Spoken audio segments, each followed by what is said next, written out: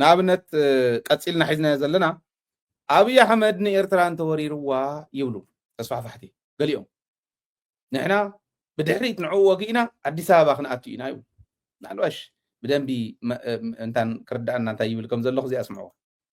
በአብይ የሚመጣው አጀንዳ ቅንጦት ነው ቀጥሎ የሚመጣው ነው ብለህ አስቀምጣል። ጦርነት ተነሳ እንበል በሆነ ጉዳይ እኔም አንተም ሳንፈልግ እንበል አሁን በዚህ እንውጣና ቅድም እንዳልኩህ በውጤት ደረጃ ጦርነት ተነሳ። ጦርነት ከተነሳ ያው እንግዲህ አሁን እዚህ ጋር ነው የሚመጣው የሁለት ጌታ ጉዳይ አይደለ ማደር ወይ የሎያሊቲ ጉዳይ እዚህ ጋር ነው የሚመጣው። ያኔ ጦርነቱ ቢነሳ እንደ መሳይ ወይም መሳይን የሚከተሉ ሰዎች ምን ቢያረጉ ነው አንተ የምትመክረው? ከኋላ ኢትዮጵያ መንግስት ሊወጉ ቢነሳ ከኛ ቁጥጥር ውጭ ቢነሳ ነው ያልኩህ። ቢነሳ ይኸውልህ እንገርን ቁጥጥር ቢጫ እንደው መቼም ጦርነት ሰው አይመኝም። እንዲህ በሚዲያ ላይ ጦርነት ይነሳ ብላል። ግን ይሄ አብይ የሚባለው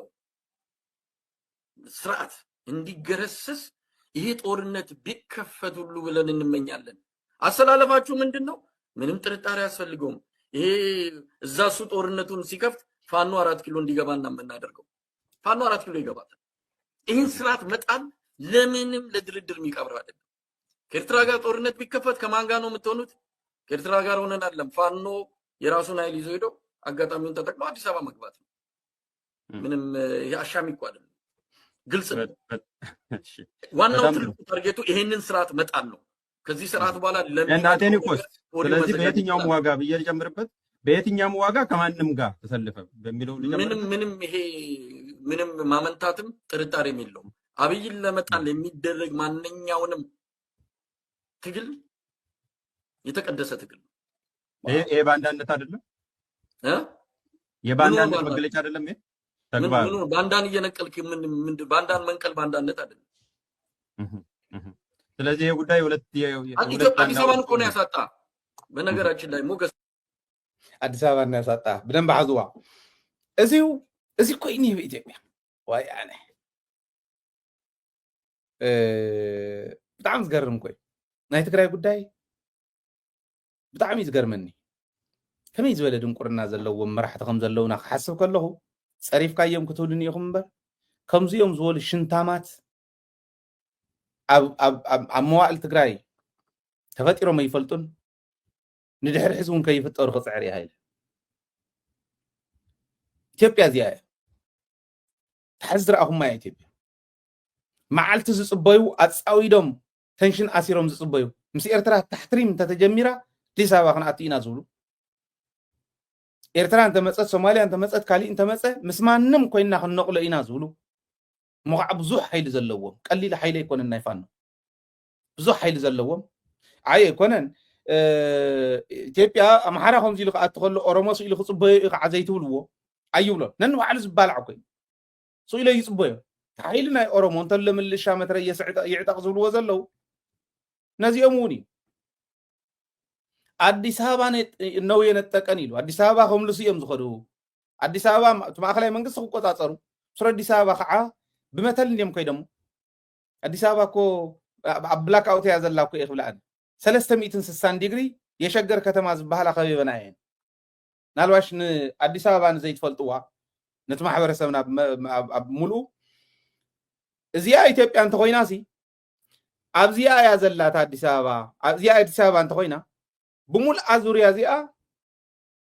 ሸገር ከተማ ዝበሃላ ኣብ ትሕቲ ኦሮሚያ ዝመሓደራ ኦሮሚያ ኣሚን ኣዲስ ኣበባ ራስ ገዝ ስለ ዝኾነት ባዕላት መሓደር ስለ ዝኾነት ካብ ኦሮሚያ ወፃእ ስለ ዝኾነት ማለት እየ ዙርያ የሸገር ከተማ ኢሎም 360 ዲግሪ ከቢቦምላ ናይ ኦሮሚያ መርሕነት ሕዚ ክትሰፍሕ ይትኽእልን ካብ ኦሮሚያ ቁፅፅር እውን ወፃእ ኣይኮነትን ከበባ ተኸበበት እያ ከበባ ልክዕ ከቢብካ ከም ትጭፍጭፉ ዓይነት ሜዳ ከምኣ ተኸበበት እያ ማለት ከምዚኣ ገይሮም ሒዞማ ፈልከት መባል የለን ሕዚ ማለት ተፈተወ ተፀለ ሕዚ ኣዲስ ኣበባ እዮም ነጢቆምና ባንዳ ኢና ንነቅል ዘለና እሞ ምስ ዝኾነ ይኹን ሓይሊ ኮይና ክነውድቆ ኢና ዝብል ሓይሊ እዩ ዘሎ መሳይ ስለ ዝተዛረቦ ይኮነ ፋኖ እቱ ድሌቱ ንሱ እዩ 4 ኪሎ እንቆጣጠራለን ኮይ ዝብል ብላንትሊ በቃ ብግልፂ 4 ኪሎ እስክንቆፃፀር ኢና ቤተ መንግስቲ እዩ ዝብል ኦሮሞ ከዓ ካሊእ እንተሎ ምልሻ መትረየስ ይዕጥቆሉ ኣሎ እንታይ ይገብሩ ከም ዘለዉ ራእዩ እዚኣ እታ ኢትዮጵያ ነዚኣ ዶ ከፊልካ ትፅበያ ነዚኣ ዶ ከፊልካ ትፅበያ መሬትካ ኣህጊርካ ተናእሰ ብሓደ መዓልቲ እንተኾነ ወረዳት ዘይኮነ ጣብያ ናብ ጣብያ እንዳበልካ ቀስና በልካ እኮ ክትከዶ ትኽእል ኢኻ ድሓን ንሪኦ ኣለና ንረዳዳእ ኣለና እንዳበልካ ክትኩሰልና ዲ ኣይገብራን ኣብዚኡ ከምኡ እንድሕር ጌርና ኦኬ ንትግራይ ዘዳሉ ዘሎ መፂ ክወርና ኢሉ ዝሓስብ ሰብ ኣሎ ኩናት ክኽፈት ኢሉ ጌታቸው እውን እኮ ዘይርዓዶ ሰብ ኣይነበረ ተዳ ዘይተኸፈተ መረፃ እንታይ እዩ ዝበሃል ጉባኤ እንተ ጌርኩም ኩናት ክኽፈት ኢሉና ንምንታይ ዘይተኸፍተ ሰራዊት ትግራይ ሕጊ እንተኽቢሩ ኩናት ክኽፈት ኢሎምና እንታይ ዳ ዘይተኸፍተ ኩናት ክኽፈት ይትረፍ ሞ ኩናት ባትሪፉ ናይ ሻዕብያ ምስ ኤርትራ ክግበር ዝነበረ ኩናት እኮ ኣበርዒንዎ እኮ ውሳነ ሰራዊት ትግራይ ዘይትርድኡን ኣበርዒንዎ ጠጠው ከቢልዎ እንተሓሰብኩሞ ብድሕሪት ካልኦት ሓይልታት ሒዙ ጋምቤሎኦም ቤንሻንጉሎም ኦሮሚያ ናይ ሶማልያ ናይ ኦጋዴን ናፅነት ግንባር ናይ ዓፋር ናይ ሒዙ ብቅድሚኡ ናይ ኣምሓራ ፋኖ ሓሊፉ ንትግራይ ወሪሩ እሞ ንትግራይ ወሪሩ ናብ ኤርትራ ከም ዝኸይድ እንዳፈለጡ ኤርትራውያን እውን ስኸይብሉ ወሪሮምና እዮም ትክክል እዩ እዚዩ ኣብ ሕጊ ዓለም እውን ክንፋረደሉ ኣይ ሕጊ ኣባይ ሓይሽ እንተኢሎም እውን ብሕጊ ኣባ እውን ክንፋረደሉ ዘለና ኢለ እየ ዝኣምን ግን እንተናእሰ ኤርትራ እያ ተቐርበና ኣነ ፎተና ፀላእና ሓደ ሰባት ይርኦም እያ ሃይለ ከምዚ ስለ ዝበለስ ተዓምር እያ ኮይኑስ ንሳ ሒዞም መንጠልጢሎም ከም ከልቢ ዓፅሚ ከም ዝቐርቀረ ዝኸዱ ምንታይ ዘረባ ኣለዎ ምስ ኤርትራዊ ክዘራረብ ከለኹ ኣነ እኮ ብትግርኛ እያ ክዘራረብ እንተናእሰ ከዘራርበኒ ዝኽእል ሽማግለ ብዓደባ ብሕጊ ዓደባ እንተኮይኑ እኮ ነፀላውን ዚፉ ዝመፅእ ከምተቦይ ነፀላውን ዚፉ ዝመፅእ ኣቦ ዘለዎ እኮ እዩ ከም ታደይ ተቆነነት ዙርያ ዝተኸደነት ጥልፋ ዝተኸደነት ኮሪዓ ትመፅእ ደኮ እያ ዘላቶ ምንም ጥርጥር የብሉን ጨፍጭፎምና እዮም ትክክል እዩ ጀኖሳይድ ፈፂሞምና እዮም ትክክል እዩ ታዘውረድዋ ባንዴራ በላዒት ሰብ ምዃና ፈሊጦም ምኒልካዊት ኣተሓሳስባ ብድሕሪኣ ዝሓዘት እዚኣ ተቃሊሶም ስሕወሓት ኮይኖም ተቃሊሶም ዘውረድዋ ባንዴራ እንደገና ክሰቕሉ መፅኦም ኣብ ልዕሊና ጨፍጫፎ ኣብፂሖም እዮም ይፍረድሉ ይኽሕስዎ ነቲ ህዝቢ ከመይ ንረዳድኣሉ ንዘራረብ መንዲ ክዘራረብ ንሕና ኮይና ንዘራረብ ሰላም ግን እዩ ዘድልየና ኩሉ ግዜ ምሕርያ ህዝቢ ትግራይ ሰላም ስለ ዝኾነ ሰላም ግን እዩ ዘድልየና ንሕና ፃሕተርቲ ስለ ዘይኮንና ፃሕተርቲ ስለ ዘይኮንና ካብኡ ላዕሊ ግን ተኸቢብና ኢና ኒና ከምቲ ዝብለኩም ዘለኹ እንደገና ብሰሜን እውን ንከበብ ዶ ደስ ንፍታሓዮ ንሱ ለባም መራሒ እንተዝመፅእ እኮ ኤርትራን ትግራይን ክዕወሳ እዩ ነይሩ ድንቁርና እንተዘይኮይኑ ተተሓዊስና ንረዳዳእ ብትግርኛ ዝመርሑና ብትግርኛ ኦኬ ብሄረሰባትና እውን ኣብ ኩለን ዘለዋ ተኸቢረን ዝነበራ ተኸቢረን መስዋዕት እንዳኸፈላ ዝመፃ ነዛ ዓዲ እንታይ ሞ እዩ ከፈላለየካ ምንታይ ናብዚ ሕዝቢ መፅኡ ዝኒሄ ጨፍጫፍ ብሽርሒ ምኒልክ ኩሉ ግዜ ንሱ ብዝነቐሳ ብዝተኸላ ዕሾኽ እንዳተወጋእና እንዳተነቐስና ንነብር እዚ ድንቁርና እዩ ለባም እንተመፂኡ ክሕውሶ ዝኽእል እዩ ብሂወት እናሃለና ክንሪኦ ዲና ምናልባሽ ደቅና ድዮም ክርእይዎ ዳሕራይ ብኸይዲ ንሪኦ ይኸውን ማለት ስለዚ እሱ እዩ ከመይ ገይሮም እዮም መፂኦም ክወቅዑና ዳ እሞ ኮኒ ሕዚ ዝብሎ ዘሎ ከመይ ገሪ ኣብዪ ኣሕመድ መፂኡ ክወቅዓካ ወዲ ወረደ መፂኡ ኣሎ ወረቐቱ ሒዙ መፂኡ ኣሎ ኦኬ ይኸይድ ተግብር እንተን ሓሙሽተ ግዜያዊ ምሕዳር ተዋህቦ ምስ መን ኮይኑ ሳና ኮይኑ ደገን ውሽጥን ዘሎ ትግራዋይ ተሓባቢሩ እምብለይ እንታይ ኢልኸ ይረኽባ እዚ ዝኸውን ግን ንብላዕ ኣለና ንመውት ኣለና መሬትና ተወሪሩስ ተኦፖርቹኒቲ እንዳሃሎ ምስ ማንም ኮይንና መሬትና ክነምልስ ኢና ምባልና ንሕና ከም ነውሪ ዝቁፀር ንምንታይ ምስ ማንም ኣነ ሃይለ ኣፍታ ፖዚሽን ንሳ እንተዝቕመጥ ዝተባህለ እንተተባህለ ንዲፕሎማሲ ዝኮነ መንገዲ ከም ዘሎ ኮይኑ መሬት ትግራይ ምምላስ ግን ሳጥናኤል መፂ ኦኬ ኣነ ሎሙስ ለቢመ እሞ ክሕግዘኩም እንተዝብል ና ሓግዘና መሬትና ክነምልስ ሳጥናኤል እውን እንተዝኸውን ሰብ ይትረፍ ንሕና እውን ከምኡ ኢና ንብል ግን እዚኣቶም ምዕለብ ኣለዎም ድዩ ከምኡ ይብሉ ኣለዉ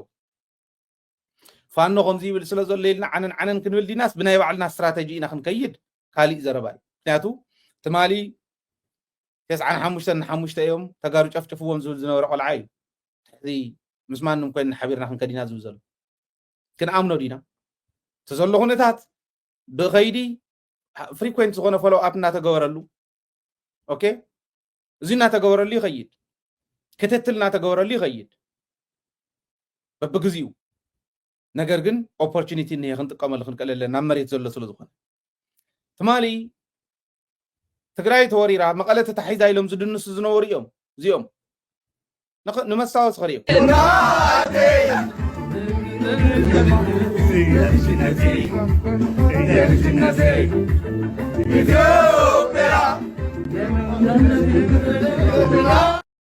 እዚኡ መቐለ ተታሒዛ ኢሎም ስቱድዮ ናይ ኢሳት እዩ نلقى يكون أنت أركايفنا هون أيتطرطرو بقليلو مالت صيلنا قليل قال سيكون عند دافيد جميل حزب تግራይ ነፃ ወፂኡ ታሪኹ ተስተኻኺሉ ታሪኹም ተስተኻኺሉ ነናይ ባዕልና ክንውን ከለና ጥራሕ እዩ ትዕረፍቲ ዝጅመር እዚኦም እዮም ቶም ከምኡ ዝብሉ ዘለዉ ክንኣምኖም ዶ ኣይንኣምንን ግን ክንጥቀመሉ ንኽእል ኦፖርቹኒቲ ኣሎ ዶ ትኽክል ኣብዚ ብቕዓት የድሊ ጎተት تنالك هم بقاو يخون زندالك هم خادي يكون فتنة يدلي حزب خان خط كمال سترح يكون تفرم مامو جنرال تفرم مامو مستي بي ال اف يكون مسكالي ونكن نصرح نخلينا ابي احمد من قليل حزب تايلمو تفرم ماموس تقراوايو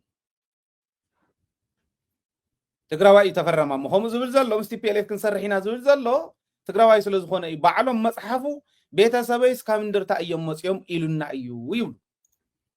ገለው ተፈራን ጀነራል አርገው ነው ያመጡት እንነጋገር ከተባለ ብዙ እንነጋገራለን ግባና መጽሐፉን አንብበው አመጣልሃለሁ ደግሞ እዚህ በፕሮፋይል ጠብቀኝ ያያቱን ቃል ለመጠበቅ እንዴት እየሰራ እንደሆነ ብትና አድርገን እናመጣለን ራሱ በጻፈው መጽሐፍ ላይ እዚህ ገጽ በገጽ እናነበዋለን እኔ አይደለም ሀብታሙ አያሌው አይደለም ያለው ግጥም አርጎ ጽፎ ቅድማያቶቼ ከንደርታ ናቸው ብሎ ነው የጻፈው ጀነራል ተፈራ መጽሐፉን ግባና አንብብ ገጹን አመጣልሃለሁ እዚህ ዲስፕሌይ ያደርግልሃል ስለዚህ ቅድማያቶቼ አባቴም ከዚያ ሰው ከመጣ ተቀበሉ ብሎናል ስለዚህ ከዛ የሚመጣውን ለመቀበል ዝግጁ ከሆነ ከስሮ ያለውን እንዴት እንደገፋ መንገር አለበት እኛ ደምና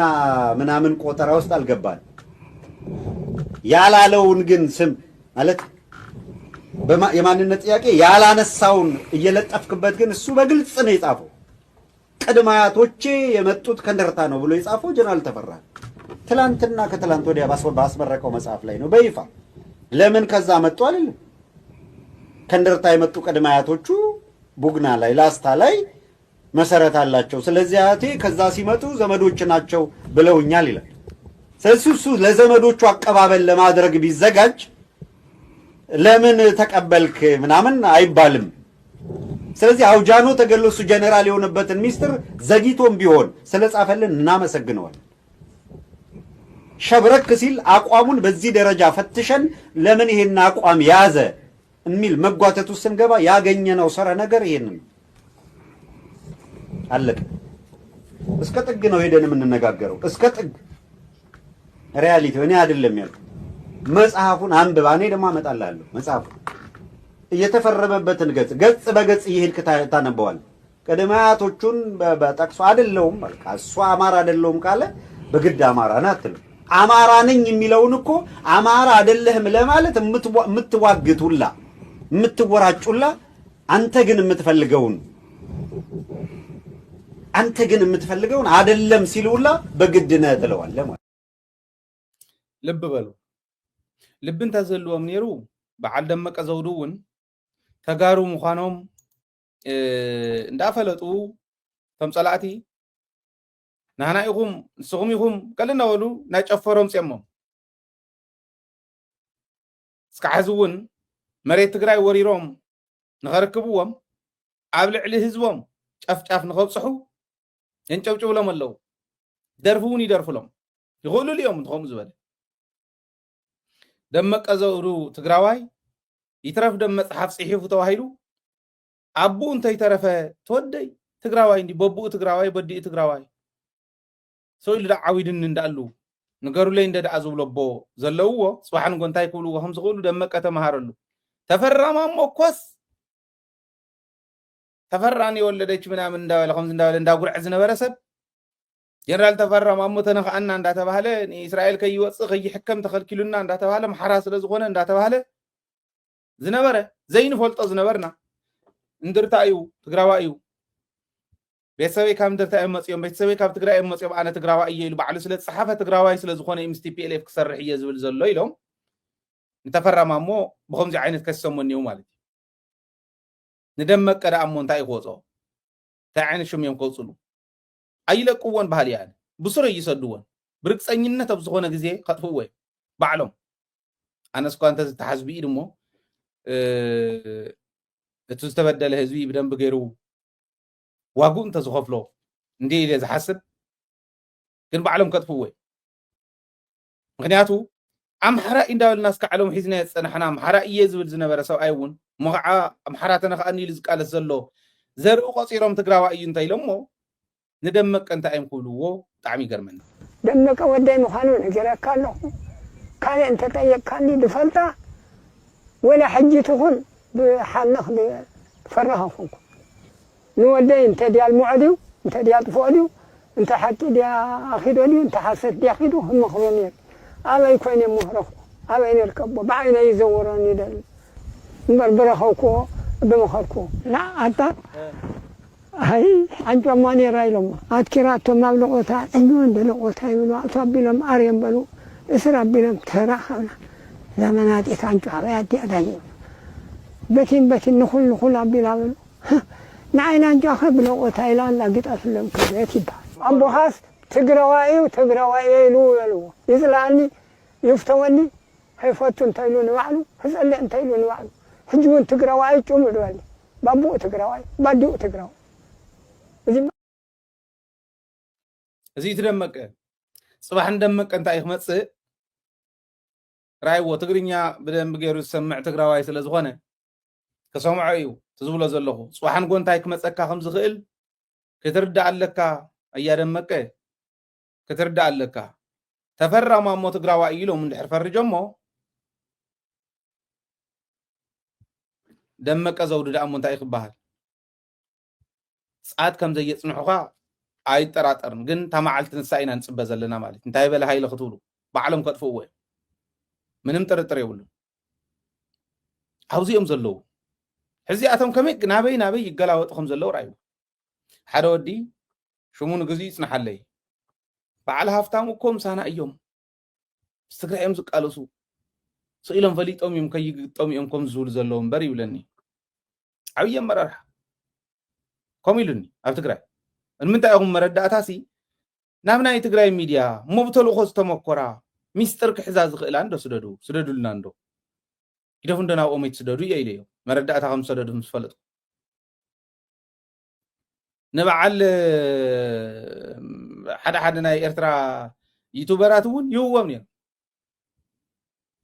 ነይሮም ሰው ኢሎም መርገፂኦም ዘይፍለጥ ሸልታሕታሕ እንዳበሉ ዝውዕሉ ይህዎም ነይሮም ኒቴሶስ ስልሳውን ከምኡ ሕዚ ተጋሩ ትግራዋይ እዩ ይብሉ ወለው ትግራዋይ ተፈርጁ ናይ ኣምሓራ ጀነራል ማለት ጽቡቕ ትግራዋይ ተቆሆሙ እንድሕር ኢሎሞ ብዙሓት እዩ ተኣብን ትበሃል እውን ዳርጋ ተጋሪኦም ኣፋሪቖማ ኦኬ ተዋለደ ተዛመደ ከም ምዃኑ እቲ ህዝቢ እንዲ ዘርኢ ከምኡ ኢሎም ክብትንዎ ይኽእሉን እንተኾነ ንሓድነት መሰበኹ ተዘይኣለ ግን ከምዚ ገይሮም ምኻዶም ንበዓል ደመቀ ዘውዱ ዓብዪ ትምህርቲ ክኸውን ይኽእል እዩ ዝብል እምነት ኣለኒ ካሊእ ኣብዪ ኣሕመድ ዲፕሎማሲኡ ከዓ እንተርኢናዮ ናወደቀ ይኸደ ኣሎ ሕዚ ነቲ ናይ ጅቡቲ ተወላዲ መሓሙድ ዓሊ የሱፍ ዝበሃል ኮሚሽነር ናይ ሕብረት ኣፍሪቃ በቃ እርኽርኽ ይብሎ ኣሎ ንዕኡ ከዓ ከምዞም ንሙሳፋኪ ዝብሎ ዝነበረ ብመንኮራኩዕቱ እንዳኣተወ ዝሽጎጥ ዝነበረ ከምኣ ከዓ ይብለሉ ሕዚ ነብዚ ናይ ጅቡቲ ማለት እንታይ ጅቡቲ ልዕሊ 2.5 ኢሎሞ ሕዚ 1.5 ዝፈልጥ ነይራ ልዕሊ 2.5 ቢልዮን ዶላር በፂሑ ብዓመት ካብ ኢትዮጵያ ትረኽቦ ብምኢት እኳ እንተባዚሕናዮስ ዝገርም እዩ ዳርጋና በሲሶና ኢትዮጵያ ባጀት ማለት ዓመታዊ ባጀት ናይ ኢትዮጵያ ሲሶ ዳርጋ ዝኸውን እዩ እያ ኢትዮጵያ ንጅቡቲ ትህብ እዚ ክተርፋ ይትደልን ንኤርትራ ክትወራ እውን ኣይትደልን ተወሪራ ዓሰብ ከይትሕዝ ንሶማልያ ክትከድ እውን ኣይትደልን ተኸይዳ ካሊእ ወደብ ከይትረክብ ጅቡቲ ከይትኸስር ጅቡቲ ወዲ ጅቡቲ ናብኡ ክመፅእ ክገብሩ ከለው ምክንያት ኣለዎ ንእሽተይ ዓዲ እያ ንኢትዮጵያ ክትሕዘሉ ትኽእል መንገዲ ከምዚ ዝበለ ስለ ዝኾነ ማለት ስለዚ ፍርሒ ኣለዎ ኩናት ትሕድሕድ ሓደ ፍርሒ እዩ እቲ ስልጣን ከይንጠቕ ክነኣቱ ኢና መፈንቅለ መንግስቲ ክንገብር ኢና ዝብሉ ወታደራት ዘለውዎ ከምዚ ሕዚ ዝሰማዕኹሞ ኣቲና ምስ ማንም ሰሪሕና ክንፍንቅሎ ኢና ዝብሉ ዘለውዎ ስለ ዝኾነ ስጋኣት ኣለዎ ዋላ እውን ሓሚሙ ከም ዝቐነየ እውን መረዳእታ ኣለኒ ኣብ ከምዚ ዓይነት ውድቀት ዘላ ዓዲ ዝመርሕ ዘሎ ወዲ ኣብ ልዕሊ ውድቀት ንኽውሰኽ ናይ ትግራይ ጉዳይ ኣብ ሓዊ ነዳድ እንዳወሰኸ ይኸድ ኣሎ ናይ ትግራይ ጉዳይ ተኣልዩ ሓጉዝ ንድሓን ኣነ ተጋጊ ነይረ ክንዲ ምባል ናብ ከምዚ ይኸድ ከም ዘሎ ትርእይዎ ማለት ስለዚ ስታት ክንጥቀመሉ እዩ ዘለና ክብል ደልየ ኣብ መወዳእታ ንመበል 18 ግዜ መፈንቅለ መንግስቲ ዝተገበረሉ መራሒ ናይ ቡርኪና ፋሶ መንእሰይ እዩ ወዲ 37 ዓመት እዩ ኣብ ናህና ዕድመ ዘሎ እዩ ኢብራሂም ትሮሬ ቶማስ ሰንካራ ዝበሃል ብጣዕሚ ፍሉጥ መራሒ ናይ ተዓዲ ካብ መግዛእቲ ከውፃእ ካብ ናይ ረድኤት ዲፐንደንስ ከውፃእ ንተዓዲ ፅዒሩ ብተግባር እውን ዘርኣየ ሰብ እዩ ነይሩ ጅግና መራሒ ተባሂሉ ቶማስ ሰንካራ ብዙሕ መፅሓፍቲ እውን ክትረኽብዎ ትኽእሉ ኢኹም ብጣዕሚ ፍሉጥ መራሒ ኣፍሪካ እዩ ግን ኣጥፍዮሞ ኣብ ሓፂር ግዜ መጥፍዮሞ ተዝገርም እዚ ወዲ እዚዩ ትሕዚ ዝመርሕ ዘሎ ቶማስ ሰንካራ ክመውት ከሎ መዓልቲ ክቅተል ከሎ መዓልቲ ተወሊዱ ዝገርም ኮኢንሲደንስ እዩ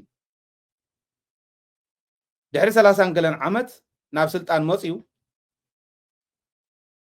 መበል 18 ግዜ ፈተነ ቅትለት ገይሮም ሕዘብ ዝሎም ቅነ 113 ሰባት ኦፕሬሽን ክሰርሑ ንዕኡ ክቀትሉ እናሸርሑ ተረኺቦም ብጣዕሚ ዝገርም ብቕዓት ዘለዎ መራሒ ምዃኑ ኣብ ሕድሕድ ቦታ ብቕዓት ዘለዎም ሰባት ምቕማጥ እዩ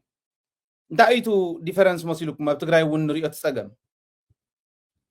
ብቕዓት ዘለዎ መራሒ እንተኮይኑ ብትሕቲኡ ዘቕምጦም ኣብ ሕድሕድ ሴክተር ዘቕምጦም ብቕዓት ዘለዎም እዮም ቻለንጅ ይፈርሕን ሕቶ ይፈርሕን ብዓቕሙ እውን ዓቕሙ ተኣማሚኑ ዝኸድ ሰብ ስለ ዝኾነ ብሉፅ ሰብ ብቁዕ ሰብ ናብ ጥቃይ እንተመፂስ ስልጣነይ ክሕድገኒ ይብል ትንቃሓት እንተሃሊ ሓደ ዝበለፅ እንተመፂኡ ነተዓድድ ብዝበለፀ ከሳግራ እዩ ፀገም የለን ሓቢረ እንዳለይ ዝሳገር ንዓይ እውን ንህዝበይ እውን እዩ ኢሉ ዝሓስብ ርእሲ ዘለዎ እዩ ዝኸውን ዝሓስብ ሰብ እንተኮይኑ ካልኣይ ዓቕሚ እንተሃሊዎ ቻለንጅ ተገባቢርና እንመርሕ ዓዲ ብደንቢ ተማጉትና እነምፆ መፍትሒ ነቲ ዓዲ መፍትሒ ክኾን ኢሉ ስለ ዝኣምን ኣይፈርሕን ናህና ፀገም እንታይ ኣብ ላዕሊ ሓደ ዕትሮ ይቕመጥ ዕትሮታት ብትሕቲኡ ይገብር ዕትሮታት ብትሕቲኦም ይገብሩ ገንኢ ንገንኢ ጋውጋው እናበለ ገሊኡ ይስበር ይወድቕ ኣብ ልዕሊ ህዝቢ ይወድቕ ህዝቢ የድሚ ምንም ማይ የብሎም ካሊእ የብሎም ምንም ዝሕዝ ነገር ዘይብሉ ገንኢ ዕትሮታት ኣብ ላዕሊ ከፍዩ ዝበለፀ ሰብ ክመፅእ ከሎ ይኽርክምዎ ወይ ገንዘብ ከፊሎም ካራክተር አሳሲኔሽን ይፍጽሙ ማለት የባላሽዎ ሽሙ ብክስ ኣቢሎም ውይ ከምዚ ዲ ዝወዲ ተባሂሉ ካብ ህዝቢ ንክገልል ንክርሕቕ ህዝቢ ንክፀልኦ ይገብርዎ ድሓን ዝኾነ ሰብ እንተመፅዩ ናይ ትግራይ ታሪክ ራእዩ ሽሙ የጥፍዎ ይብክስዎ ድሕሪ እቲ ዓዲ ብመዓት ዕትሮታት እናተመርሐት ትኽእል ማንም ተራ ዝፃወተላ ይኹን ጌታቸው ረዳ ናብ ስልጣን መምፅኡ ካብ በዓል ዘመነ መለስ ካብ በዓል ስዩም መስፍን በዓል ኣባይ ፀሃየ በዓል ኣቦይ ስብሓት በዓል ካሊእ ወሪድካ ፖለቲካ ካብኡ ወዲቑ ዱብ ናብ መሬቱ ማለት ምሕረት ብዘይብሉ ደኳዕኳዕ ክብል ከሎ ፖለቲካ ትግራይ ሕጂ ኢና ርኢናዮ ነዚ ወዲ ከምኡ ገይሮምሉ 18 ግዜ ፈተነ ቅለት ተገይሩሉ ግን ኣይፈርሐን ኣይሰግአን ሲስተም ይዘርጊሑ ከምኡ ዓይነት ነገር ዘይፍፀመሉ ልያቡ ሸራሕቲ ዝተሓዘሉ መን ይሰርሖ ዘሎ ትኾም ዝበለ ፈተነ ቅለት ናይ ውሽጥን ናይ ደገን ፀላእቲ ስልጣን ዝደልዩ ናይ ውሽጢ እቲ ዓዲ ክትበሳበስ ወስድዎ ዝነበሩ ማዕድን ክወስዱ ዝደልዩ ናይ ደገ እዚኦም እዮም ከምኡ ዝገብርዎ ዘለዉ ልቢ በል ፈረንሳይ 3% ጥራሕ እያ ትባ ነይራ ንቡርኪና ፋሶ 97% ናይ ማዕድን እትወስድ ነይራ ፈረንሳይ ትወስዶ ነይራ ግሕጥ ኣቢሎ ኣባሪርዎም ናይቲ ዓዲ ኢንቨስተራት ንካእትዎ ገይርዎም ድሓር ፈረንሳይ እንታይ ኢላ ኩሉ ጎዮም ምዕራባውያን ኣኪባ ወልሓግዙን ኢላ ተላ ኣሜሪካ ተፈራርሕ ሞኪራ ንናይጀርያ ሰዲዶምሎም ኖ ክትሕዝኖ ይትኽእሉን ናይጀርያ መፀት ካሊእ መፀት ንዕሞ ካሜን ትራይም ኢልዎ ንዕሞ መኩርኒ ኩነታትና ጠንከረ ምስ ከደ ኮንፌደሬሽን ፈጢሩ ምስ ማሊ ምስ ኒጀር ሓቢረን ቡርኪና ፋሶ ኮንፌደሬሽን ፈጢረን ሳሕል ስቴትስ ኮይነን ኣፍሪካ ሕብረት ኣባሪርናኩም ኢሎሞም ፍንድቅ ክትብሉ ትኽእሉ ኢኹም ኣቢረኹም ተምፁልና ለውጢ ግን የለን ንሕና እኹላት ኢና ኢሎም መወዳእቱ ፈረንሳይ እንታይ ኢላቶ በልሞ ድሓን ንሕና ተረዲእና ኣለና ፖለቲካኹም ምዕራዩ ፅቡቕ ተሓጒስና ኣለና ግን ሰራዊት ክእቱ ንክልተ ኣው ረኽብና ክልተ ኣው ረኽቢ ክጥንክር ምሕዝነትና ረኽብና ክጥንክርስ ኣብ ዓድኻ ሰራዊት ከቕምጥ ቤዝ ሃበኒ ኢላቶ ፈረንሳይ ሰብኣይ እንታይ መሊሱላ ቆልዓ እዩ ገና ይመንእሰይ እዩ እንታይ መሊሱ ኣሜሪካ ጀርመን ኢንግላንድ ማሓዙትካ እንዴን በዓል ብራዚል ኣላይስ እንዴን ናይ ፈረንሳይ እወ ስለዚ ምሕዝነትኩም ክትጠናኽሩ ግን ቤዝ ሃውነ ይበልካዮም ነብኦም ይገበርካ ንምንታይ ናብ ቡርኪና ፋሶ ኢልዎ እንታይ ኣድልየካ ንሕና እኹላት ኢና ምሕዝነትና እውን ክንገብር ንኽእል ኢና ወታደር ስለዚ መፀ ኣይኮነን ምሕዝነት ዝግበር እሞ ኣየድልን ኢሉ መሊስዎ ፈረንሳይ ትኸፍሎም ካልኦት ዝኸፍልዎም መፈንቅለ መንግስቲ ክገብሩ ዝምክሩ ብዙሓት እዮም ልክዕ ከም ትውሕዝ ዝገብርዎ ዘለዉ ቶማስ ሳንካራ ብምኽትሉ እዮም ኣቕትሎም ትምኽትሉ ንዕኡ ኣጥፊኡ ፕሬዚዳንት ኮይኑ እስካዕ ድሓር መሪሕዎ ብመፈንቅለ መንግስቲ ተደርቢዩ ብቕዓት ዘለዎ ሰብ ክመፅእ ከሎ ግን ህዝቢ ከመይ ይድግፍ ቡርኪና ፋሶ ራእዩ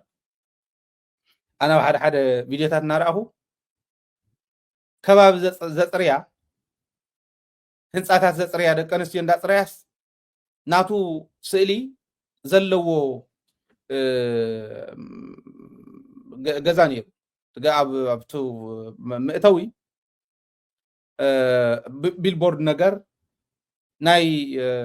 ኢብራሂም ትሮሬ ስእሊ ዘለዎ ማለት እዩ እንዳወልወለቶ ብመወልወልስ ኖ ኢሉ እቲ መንእሰይ ኣልቀ ቀቢሉ ክዳን ኣውፅዩ ነታ ስእሊ ናይ ኢብራሂም ትሮሬ ክዳን ኣውፅዩ ይውልውላ ማለት ክዳን ኣውፅዩ ስለ ዝወለውሎ ተኣምር ይኮነን ዝብል ዘለኹ ሪስፔክት ግን ራእዩ በቃ ዝኾነት ህዝቢ ክንደየናይ ዝኣክል የኽብሮ ከም ዘሎ ኣብ ዩኒቨርሲታት ከይዱ ገና ማለት መንእሰይ እዩ ክንዱእ ዝኣክል ፖለቲካል ብስለት ከበይ ከም ዘጥረዮ እውን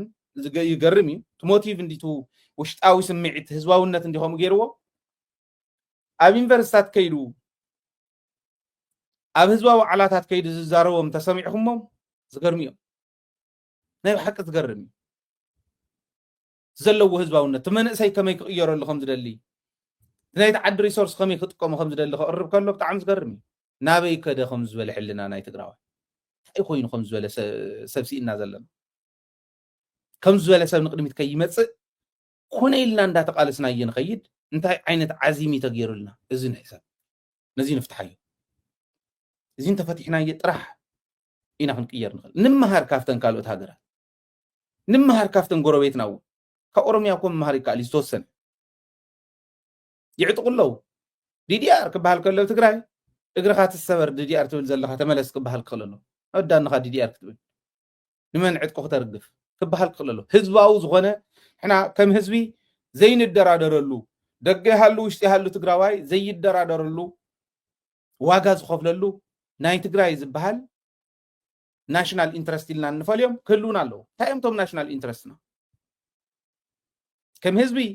ዘይንደራደረሎም ኮምፕሮማይዝ ዘይግበሩ ናይ ትግራይ እንታይ እዩ ሲባሓዙ ዚባንሓዝ እዚ እንተሒዝና ጥራሕ ኢና ክንፍራሕ ንኽእል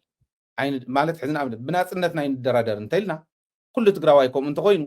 ዝወቁል ህፃን ዝውለድ ህፃን እዚኣ እንዳሓዘ እንድሕር ክዓቢ ጌርናዮ ብመንነቱ ዘይደራደር ህዝቢ ዘለዎ ዓዲ ኣይትድፈርን እከለይ ሓይሽ ንቅድሚት ይምፃእ ዝብል ሕልና ዘለዎም ፖለቲከኛታት ዝመርሕዎ ዓዲ ኣይወድቕን